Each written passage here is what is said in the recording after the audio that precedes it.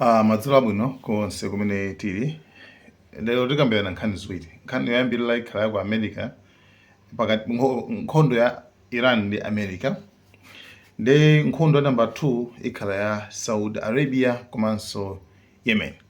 Ndi tiyamba ndi ya ku America.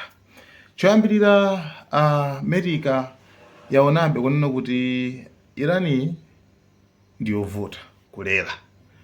Irani ndithu singatheke, okay? Nde pano kachikenanso ndithu America yatumiza ma proposals ena sopano akupempha kwa Irani kuti bwanji tikambiranenso bwanji tikambiranenso so agwiritsa ntchito ma mediators, anthu amene akhala pakati ajet ngati Pakistani, Qatar, Omani ndi Iran pakati pano ndi iyo yatsimikiza kuti ifeyo ndithu talandira ma proposals amenewo, okay? And kumbali ya America tangoona kuti pa channel cha Americacho cha Trump Fox News ndimenenso ndithu yachitaso mokhala ngati motsimikizanso kuti ndithu aona zoti ndi America ikubweranso kachikena kufunanso kuti bwanji tingopanga zokambirana, koma izizi zioneka zoti sizitheka. Have been put forward by the mediators. They have been conveyed to us and we have received them. But for now, allow me not to go into details. What can I confirm? That in recent days, the diplomatic apparatus has remained active and that ideas have indeed been conveyed to us by several mediators. So,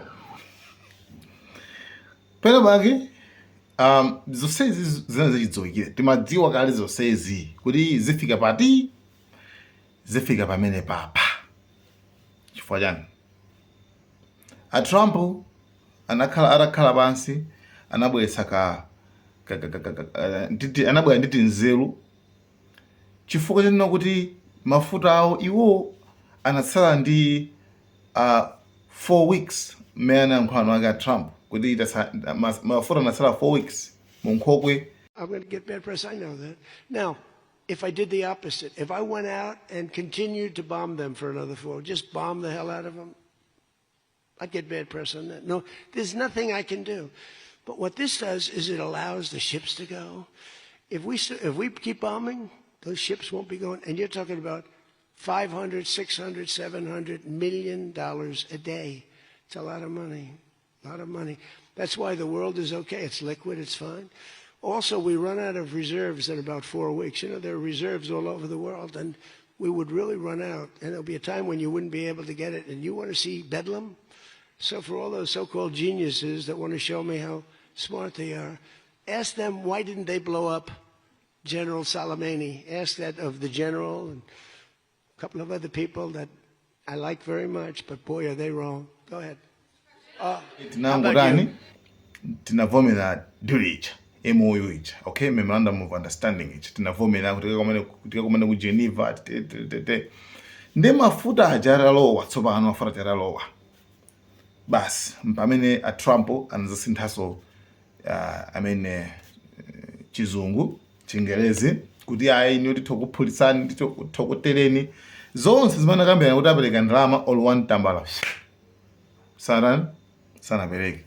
To the point, penaye paja Irani amene kuti bande muonjezano tsopano. Ndikuti inu mangofuna tisegulapa, kenako inu mzingo yada osakwanilisa zimene timagwirizana. Irani tsopano pamene imaona zoti no, this is sizimene tinakambirana. Koma no kubyolera pamene popo mpamene ndimona Marco Rubio amanyamuka kupita ku maiko achuluya nkumakauza mene kucha kwa amsidandaule ifeyo we control, timapanga control pamene pajapo. A Trump sokamba so ifene paja ifeyo panga control pamene drama zimene agwiza sanapereke mapangano migwirizano amene anagwirizana sawanilitsa. You understand?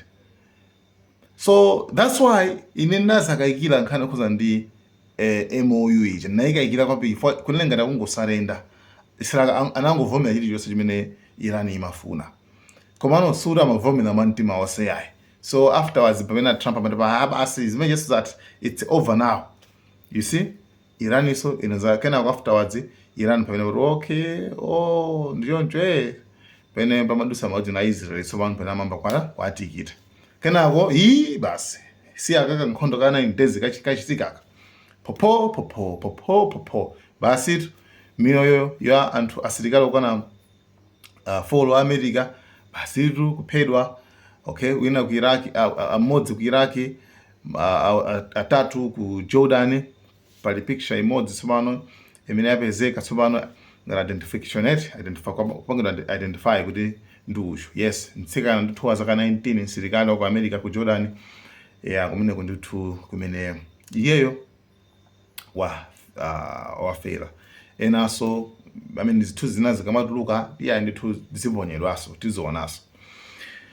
Pamene ku Iran so ndithu ma civilians aja 80 ose kuphedwa, mabridge mukudziwa kale mabridge mena ma Americans amaponya mabomba popo. You see? Ndino timvani chimodzi. Ma Americans ma strike awa amene amapanga apa akuti to weaken Iran, kufuna kuifoketsa Iran isakhaleso ndi kuthekera kophulitsa ma oil tankers pa Strait of Hormuz. Timvani pamenepo amafuna agwiritse ntchito force kuti pa Strait of Hormuz anthu amene wawa tatibule kuti asamakwanisenso ndithu kupanga control pa Strait of Hormuz. Pamene one zinayambika so vanhu ndofana muitsata bwino zinayambika kuyamba titi kenako anazoti akaponya Iran so ikumabwezera. Akaponya Iran so ikumabwezera. Ndiye panafika stage imodzi imene ndithu a Trump anaganiza zoti tiphulitseno civilian infrastructures, zinthu zimene anthu wamba amagwiritsa ntchito, madzi, okay, mabridge, basi tiphulitse zimene zizi, power plant, magetsi, tingowaphulitsa zimene zizi mwina mwanga at least asiya. So Iran nayo sinazati okay taphulitsa ndione muphulitse tione ndokuti ifeso tiphulitsaso kumene kukuchokera zimene zizi, especially mabase ano ali kuti ali ku Kuwait, ali ku Bahrain, ali ku Qatar. Yes, asilikali anonso kumeneko sazikhaso magetsi ndi kuti sazikhaso mjani sazimwaso madziso kuti kumeneko kumano one punishment imene iyi ikupita kwenikweni ikupita kwa anthu amene akupangani host, amene akusunganiwo, chifukwa amene akusunganiwo sakuyenera kuti azikusungani yayi. Nde ifeso tiphulitsaso yani chifukwa sitingafike kwa amene kukaphulitsa ifeso taphulitsaso. Then Iran ija pokabwezera inangobwezera ngati water desalination pamadzi ku Kuwait, dziko limodzi lokha basi, komanso inakabwezeranso not power plant magetsi komano kunkhoko kwa mafuta. Okay, sanapitilize yayi koma nanena kuti mukapanganso kwambiri muone zotiyatsa kose ali ma Gulf countries awa sakhala nditu sakhala. At the same time zitachitika maiko achilulu yaja anayimba phone Donald Trump kumuuza kuti akule mukamapasula mukamayimba ndi Iran avoid civilian infrastructures, mupanga avoid zinthu zimene ngati mabridge uchanchani ndifukwa ine mukaphulitsa zimene zozo Iran iso izibwezera kwa ifeyo. So this time Iran sina phulitsa mabridge, sina phulitsa magetsi, inangophulitsa pamadzi pachi pamodzi so basi zinakwanira kukhala warning kuti America ikapitiliza ipangadi, Iran ipangadi, imene language basiru pamene taona zinthu zoti a Trump atuma azinzawo kuti akapereke proposal ija kuti bwanji tibwererenso kuma negotiations. So kuyankha kwa Iran muone answer ija ina kuti sitiyankha deep yayi, sakufuna kuvomera mwachangu chifukwa nawonso Iran yanena kuti America signature ya Trump ilibe ntchito ndi yopanda ntchito, simasunga pangano, zokambirana ndi America ndi kutayanso nthawi. Timvane timvane bwino. Okay, so Iran this time sikuyankha mwa kuti aba stand tibwe pa ground, no. Iran yangoti talandira tatsimikiza talandira komano sitiyankhula zambiri. You understand?